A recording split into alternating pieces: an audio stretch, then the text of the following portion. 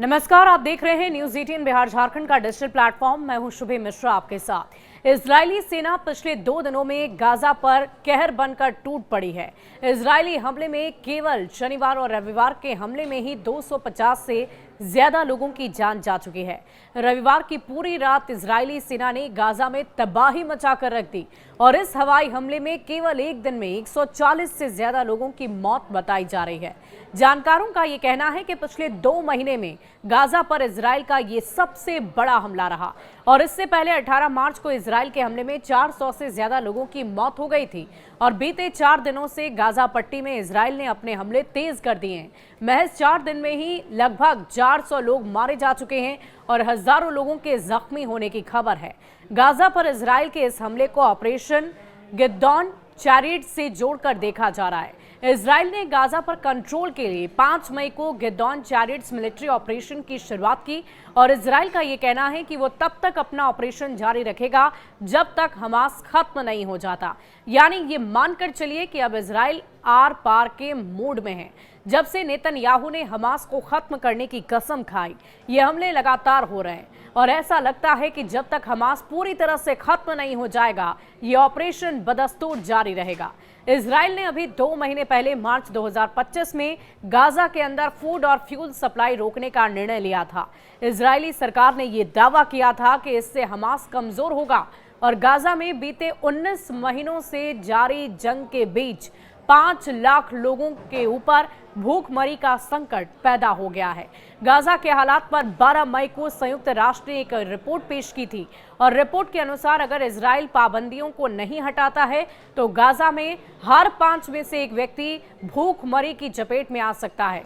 साथ ही 21 लाख लोगों को अकाल का सामना करना पड़ सकता है। अक्टूबर 2023 में शुरू हुए इजराइल हमास संघर्ष में अब तक 61,000 से ज्यादा लोग मारे जा चुके हैं, जिनकी जान जा चुकी है और इस जंग का कोई और छोर ही समझ नहीं आ रहा है कि आखिर इस पर कब अंत लगेगा। यूएन के वर्ल्ड फूड प्रोग्राम ने कहा है कि उनके पास खाने का स्टॉक खत्म हो गया। ज्यादातर बेकरी और दान से चलने वाले किचन बंद हो चुके हैं और इस इलाके को आबादी को खिलाने के लिए जरूरी भोजन इजराइल, मिस्र और जॉर्डन के गोदामों में पड़े हुए हैं। ये गोदाम गाजा से महज 40 किलोमीटर की दूरी पर है और गाजा में WFP के गोदाम खाली हैं और एजेंसी अब 10 लाख लोगों को भोजन मुहैया कराने के बजाय सिर्फ और सिर्फ 2 लाख लोगों के लिए ही भोजन बना पा रही है। इससे आप अंदाजा लगा सकते हैं कि स्थिति कितनी भयावह हो गई है। यूएन और यूरोपीय देशों में इजराइल ने गाजा पट्टी में भूखमरी और अकाल की स्थितियों से निपटने के लिए गाजा को खाना पहुंचाने पर लगी रोक को जल्द खत्म करने की मांग की, लेकिन इजराइल के रुख में कोई बदलाव नहीं दिख रहा है। अगर इजराइल ने सैन्य कार्रवाई बढ़ाई तो ज्यादातर लोगों को खाना, पानी, घर और दवाई तक नहीं मिलेगी।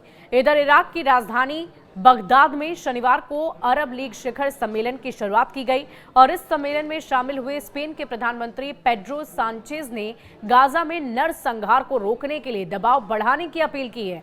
वहीं यूएन प्रमुख एंटोनियो गुटेरेस ने कहा है कि अब एक अस्थायी युद्ध विराम की जरूरत है। हम गाजा की आबादी के बार बार जबरन विस्थापन को अस्वीकार करते हैं। यानी कि इजराइल पर अब गाजा के खिलाफ हो रहे हमले और युद्ध को रोकने की अपील की जा रही है, लेकिन अभी तक इजराइल के रुख में कोई परिवर्तन या नरमी नहीं दिखाई दी है।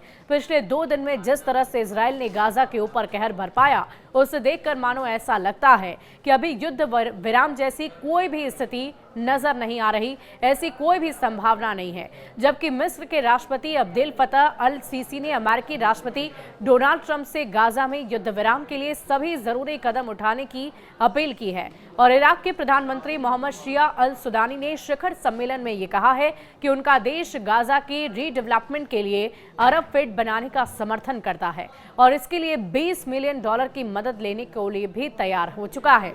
और कई देशों की कोशिश के बावजूद मिडिल ईस्ट में युद्ध रोकने वाला नजर नहीं आ रहा है। अब देखने वाली बात होगी कि इस तरीके से जो युद्ध विराम की चर्चा न सिर्फ पूरे विश्व स्तर पर हो रही है बल्कि यूएन में भी की जा रही है। यहाँ तक कि ये भी कहा जा रहा है कि खाने पीने की सामग्रियों की भी कमी होती हुई नजर आ रही है। तो ऐसे में इस युद्ध पर विराम कब तक लगेगा, इसके लिए सबकी नजर टिकी हुई है। शुक्रिया।